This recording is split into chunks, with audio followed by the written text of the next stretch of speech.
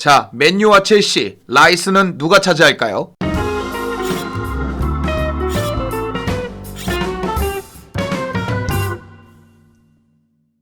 라이스의 이적이 가시화되고 있습니다. 라이스가 이적을 시사하면서 맨더는 웨스트햄이 챔스에 대한 야망을 덜 보이자, 그러니까 영입이 없고 챔스에 대한 열망을 덜 보이자 라이스가 실망했다는 얘기를 했습니다. 라이스 입장에서는 PL 탑급 미드필더로 거듭난 이상 챔피언스 리그 도전 이런 것을 좀 갈망할 것으로 보여지거든요. 실제로 여러 기사들이 라이스의 이적 또는 라이스가 올 시즌을 마지막으로 첼시가 됐든 맨유가 됐든 다른 팀으로 떠난다는 얘기를 하고 있습니다. 다만 웨스트햄은 좀 강경합니다. 당장 감독 모예스는 1억 파운드, 즉 PL 레코드급의 금액을 원하고 있거든요. 1600억 정도입니다. 웨스트햄 입장에선 급할 게 아예 없습니다. 2024년까지 계약 기간으로 묶여있고 맨유 첼시라는 확실한 판매처들이 분명히 존재하기 때문에 둘이 경쟁하면서 금액이 올라가는 거 이런 것도 기대해 볼 수가 있거든요. 더군다나 최근에 마크 노블이 출전 시간이 좀 줄어들면서 부주장인 라이스가 자주 주장을 달고 있기 때문에 라이스가 경기력도 좋지만 경기적으로 봤을 때 라이스가 주장 역할을 하고 있기 때문에 웨스트햄 입장에서는 강경, 급할 이유가 딱히 없습니다. 근데 이제 맨유가 원하는 이유와 첼시가 원하는 이유는 다를 수 있잖아요. 그걸 한번 보도록 하겠습니다. 일단 선수 소개입니다. 99년 1월 14일생으로 188cm 80kg의 장신 선수입니다. 첼시 유스 시절에는 센터백을 본 적도 있고 웨스트햄에선 잠깐 센터백을 본 적도 있지만 웨스트햄에선 주로 좋은 인터셉트 능력, 태클 능력을 인정받아서 수비형 미드필더로 시작합니다. 지금은 빌드업에 전진성까지 탑재가 돼서 박투박 역할까지 해주면서 수책보다 더 올라갈 때가 있거든요.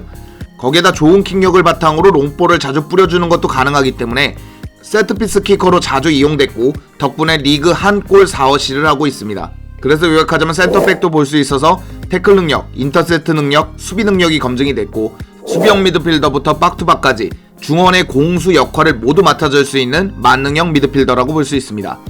맨유가 원하는 이유부터 보자면 현재 맨유 중원에서 포그바 짝으로 괜찮을 것 같습니다. 만약에 포그바가 아니더라도 세 판을 짜는 데 있어 라이스는 박투박 역할도 해줄 수 있고 수비 앞에서 수비형 미드필더 역할도 해줄 수 있기 때문에 굉장히 중요한 키로 작용할 것 같습니다. 실제 여러 보도에 따르면 맨유의 관심은 확실하고 맨유가 원하고 있지만 라이스는 첼시행을 원한다는 기사들이 많기 때문에 맨유는 조금 자금을 많이 투입해야 될 것 같습니다.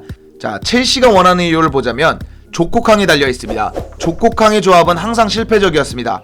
조르지뉴 캉테는 압박에 좀 취약하고요. 코바치치 조르지뉴로 나오면 코바치치가 너무 넓은 범위를 커버쳐야 된다는 부분이 있고 캉테 코바치치로 나오면 빌드업의 문제를 드러내고 있었습니다. 그렇다 보니까 코너 갤러거의 복귀와 맞춰갖고 라이스라면 아예 세 판을 짤 수 있는 것도 첼시거든요. 그렇기 때문에 캉테 이적설도 좀 돌고 있고 조르지뉴 유벤투스 이적설도 좀 돌고 있습니다. 거기다가 실제 라이스마저도 첼시행에 좀 긍정적인 신호를 보내고 있고 투엘마저도 라이스를 원한다는 얘기가 있기 때문에 거기에 투엘이 전권을 부여받는다는 얘기가 있거든요. 그렇게 되면 이야기가 라이스는 첼시행을 원하고 투엘도 라이스를 원하면서 첼시의 라이스 접촉이 현실화될 수 있다. 첼시가 원하는 이유는 이렇게 될 수 있다고 볼 수 있습니다. 자, 그럼 가능성을 비교를 해야 되는데요. 장점, 단점을 보겠습니다. 이쪽이 맨유, 이쪽이 첼시입니다. 장점으로 이제 맨유부터 보자 그러면 맨유는 주급을 챙겨줄 수가 있습니다. 몇몇 자원들을 정리하면 주급을 첼시보다 월등히 많이 챙겨줄 수 있는 것도 맨유거든요. 맨유가 데클란 라이스가 젊기 때문에 조금 장기적으로 계획을 하면서 주급을 좀 챙겨줄 수 있다는 부분, 그리고 모에스가 원하는, 그리고 웨스트햄이 원하는 1억 파운드를 제시할 수 있는 팀도 맨유입니다. 그런데 단점은 뭐냐면 일단 다음 시즌 감독이 정해지지 않았다는 것도 큽니다. 왜냐면 선수가 팀을 옮기는 데 있어서 다음 시즌 감독이 정해지지 않는다는 건 굉장히 크거든요. 거기다 방출이 제대로 되지 않으면, 그러니까 몇몇 고주급자들이 정확하게 정리가 되면 솔직히 어렵다라는 점이 있고요. 챔스 여부도 있습니다. 이 라이스가 나가는 이유 중에 하나가 챔스권에 도전하는 팀을 원하고 있기 때문에 맨유가 챔스를 나가지 못한다? 그러면 조금 어려워질 수 있고요. 첼시의 장단점은, 장점부터 보시면 라이스가 일단 원한다는 게 있습니다. 존 테리 여부하고 이렇게 맞물리면서 라이스가 첼시행을 좀 원한다라는 게 있고요. 이게 제일 크겠죠.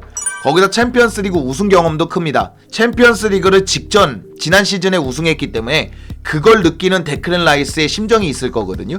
거기에 이제 챔스 진출 가능성도 맨유보다는 첼시가 높기 때문에 이런 부분에 대해서는 첼시가 좀 긍정적이고요. 단점은 주급 경쟁입니다. 만약에 똑같이 둘이 챔스를 나가서 주급 경쟁을 붙어야 된다면 첼시는 맨유를 이기기가 어렵습니다. 물론 가격을 깎으면 깎을 수는 있겠지만 1억 파운드 가까이를 제시하고 있기 때문에 1000억이 넘어갈 것으로 보여지거든요. 그렇게 된다면 솔직히 미드필더에 1000억을 쓴다, 첼시로서는 조금 부담되는 금액이 아닐까라는 생각이 듭니다. 거기다가 라이스가 첼시를 원한다, 첼시 팬이다, 이거는 큰 의미는 없습니다. 이제까지 첼시 팬이었던 선수들이 꼭 첼시로 왔던 것도 아니거든요. 맨유하고 얘기를 하고 있으니까 맨유 쪽만 보자. 그러면 루크쇼, 산초, 루카쿠 다 첼시 팬이었지만 결국 맨유의 주급 경쟁 혹은 자신의 주전 경쟁을 위해서 맨유를 선택하기도 했기 때문에 큰 의미는 없다고 생각합니다. 다만 데클랜 라이스의 이적이 좀 과시화되면서 다음 시즌, 그러니까 여름 이적 시장에 이적할 확률이 굉장히 많이 올라가 있는 상태이거든요. 거기에 맨유와 첼시라는 정확한 구매처가 나타났기 때문에 이 영입이 어떻게 될지 귀추가 주목되고 있습니다. 자, 오늘 영상은 여기까지고요. 즐겁거나 유익하시거나 도움이 되셨다면 당신의 구독을 기다리겠습니다. 감사합니다. 첼시 와야지.